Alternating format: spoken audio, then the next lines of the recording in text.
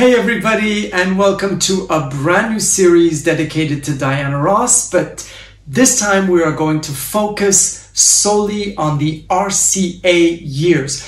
Diana Ross left Motown in 1981. Oh, what a shock. The Queen of Motown, and she went to RCA company where she signed a $20 million contract, and she made 6 albums in the span of 10 years. And so we're going to talk about all these albums except for Swept Away, which I've already mentioned in my list of my 12 favorite Diana Ross album. Now this is Diana Ross' first album that she delivered to RCA, and she let it be known to everybody at the company that the R now stood for Ross, and this is the album that she came up with. And so I'm going to answer the question that everyone has been asking: why do fools fall in love? So first of all, Diana Ross was supposed to, and she had promised the president of RCA, Robert Summers, to give her a follow-up to the smash Diana album, which included her first #1 hit in a long time, which was Upside Down, and numerous hits: Tenderness, I'm Coming Out, and My Old Piano. Now this was a smash album. It went double platinum, and RCA wanted to capitalize on that. And so Diana Ross said, no problem, Nile Rodgers is coming back.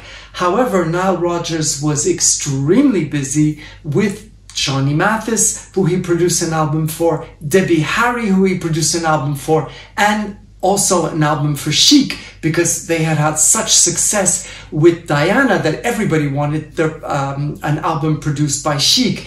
Now also, he was very busy because he was also very upset. The Diana album that was delivered to Motown by the Chic organization was remixed by Miss Ross, and we only got the real version in the years, in the 2000s. So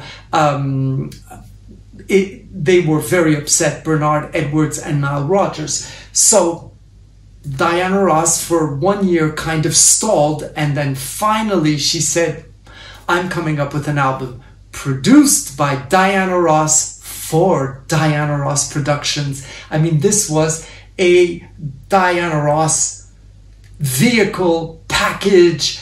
Everything was in there. Diana Ross had complete creative control, and it shows. Now, the album cover, again, Diana Ross adored the idea that was Nile Rodgers' idea to make an album cover and an inside sleeve look like a layout for a Vogue magazine or Harper's Bazaar. So she pushed that idea even more, and she had Douglas Kirkland do the photograph for the outside. The inside was done by Mougin, who is a French photographer, Cocorico, and she then used the logo of Vogue for Diana, and you know where it says Ross on the inside of the D letter, this is where in Vogue magazines it generally says Paris or New York or Spain or Italy.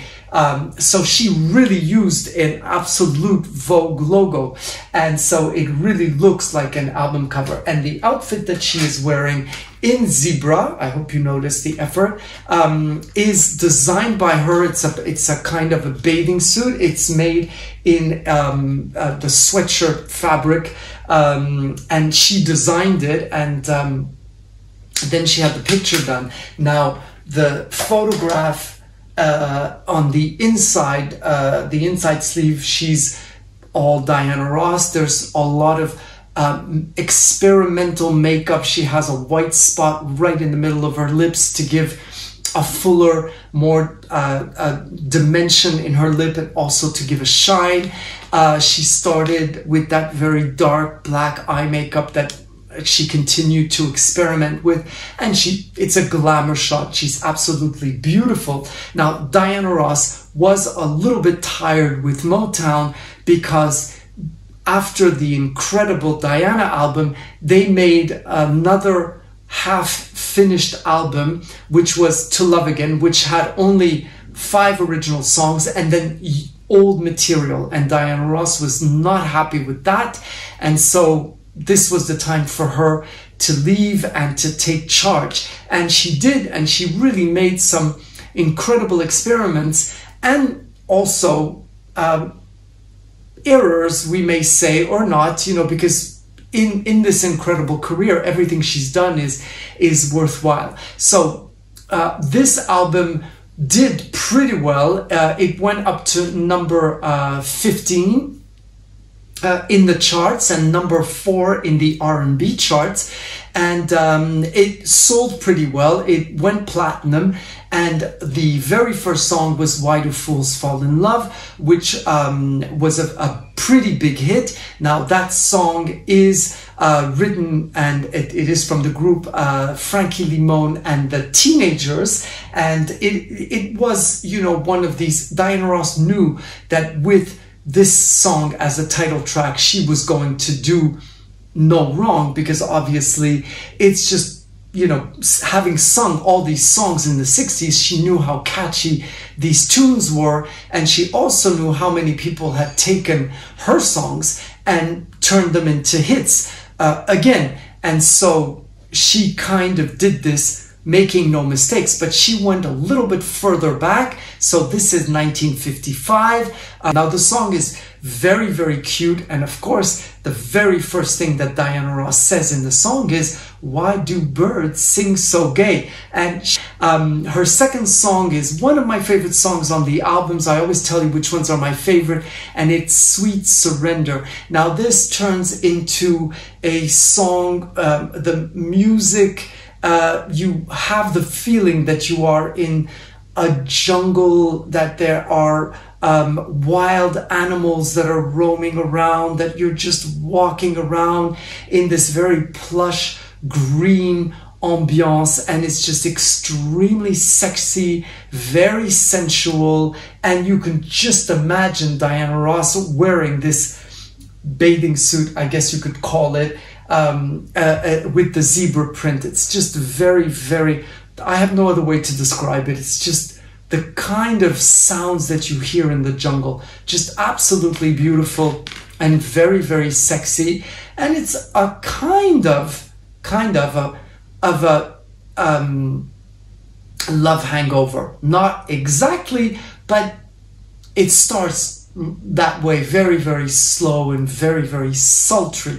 Then she sings Mirror, Mirror, amazing song written by Michael Sambello. Now, for some of you diehard fans, Michael Sambello is the man who wrote Maniac and the big, big hit that was on in the movie Flashdance. And if you are big fans of Diana Ross, which you must be, well, Diana Ross danced to Maniac in her amazing, amazing concert in Central Park on night 2, on day 2, because day 1 she couldn't dance or do much.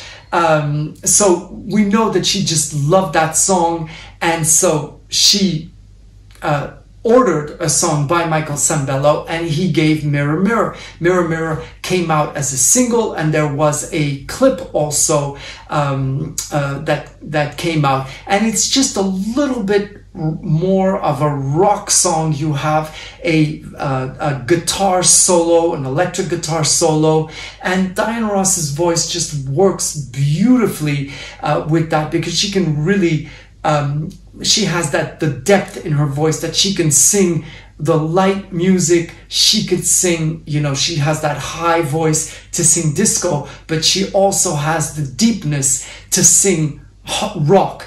And of course, this is not hard rock, but it still, you know, is that kind of orchestration, and she does the job perfectly. Then Diana Ross sings the solo version of Endless Love. Endless Love was her biggest hit and her biggest selling record, and it's also one of the last songs that she did with Motown, and so she wanted to capitalize on this herself. So she did a solo version of Endless Love, and this time she sings it with a lot more depth.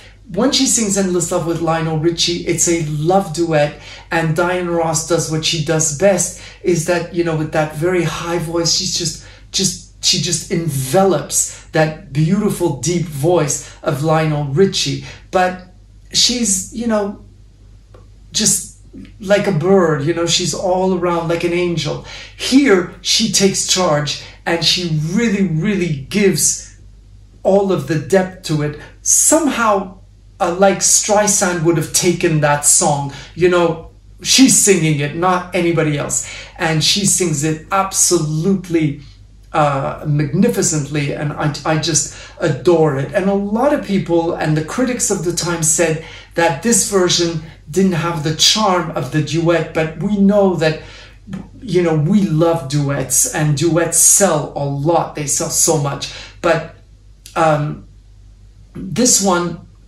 sung by herself, really holds its own, and it's really, really a great version.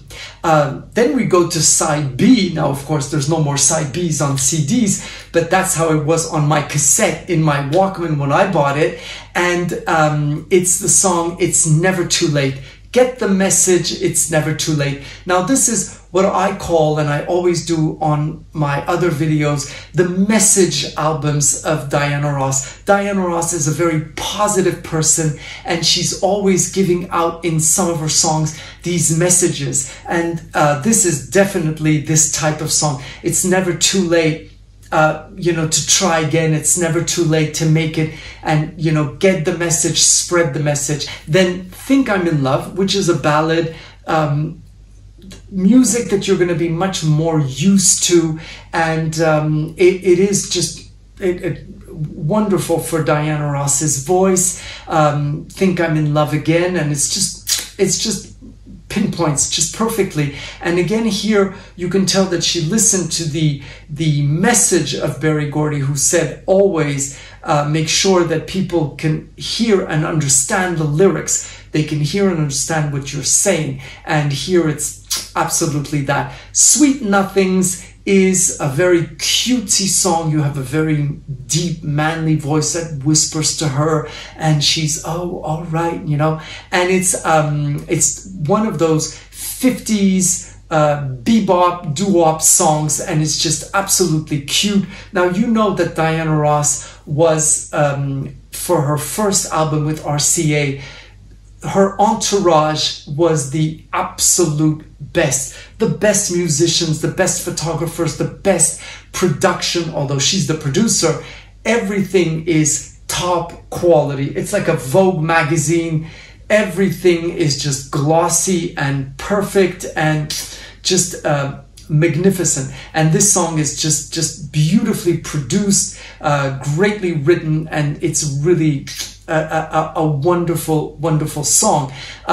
Then the song Two Can Make It, also a dance number. Now, this is very, very dancey. There's very few love songs. There are actually 3 only. The rest is all quite a bit of movement in it, and it's just also a great song, but it's also a great message song. The very last song is called Work That Body. It came out as a single. Now, of course, work that body every morning when we wake to make up for that piece of cake we ate last night. We do what's right. So, of course, Diana Ross wanted to get physical, if you know what I mean.